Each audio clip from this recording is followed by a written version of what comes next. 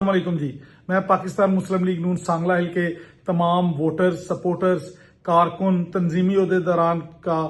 دل کی اتھاہ گہرائیوں سے شکریہ ادا کرتا ہوں۔ میں اپنے بزرگوں کا، اپنے بھائیوں کا، اپنے نوجوانوں کا، یوتھ کا شکریہ ادا کرتا ہوں کہ کل 25 دسمبر جس طرح انہوں نے شان و شوکت سے بانی پاکستان کی سالگرہ منائی ہے، جس طرح انہوں نے مصر پاکستان میاں نواز شریف کی سالگرہ منائی ہے، جس طرح آپ نے سانگلہ ہل کی تاریخ میں سب سے بڑا جلسہ کر کے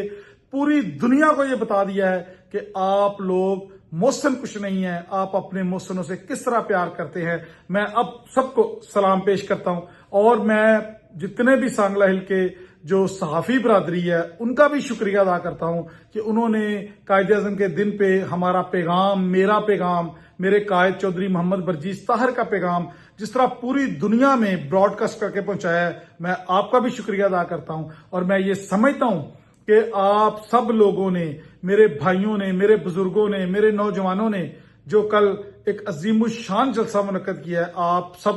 قابل تحسین ہیں اور آپ نے ثابت کر کے دکھایا ہے کہ اگر انسان کوئی عزم کر لے، اگر انسان کی نیت نیک ہو، اس کا جو سوچ ہے وہ پازیٹیو ہو تو کچھ بھی ناممکن نہیں ہے۔ میں آپ کا سب کا دل کی اتھاہ گہرائیوں سے شکریہ ادا کرتا ہوں۔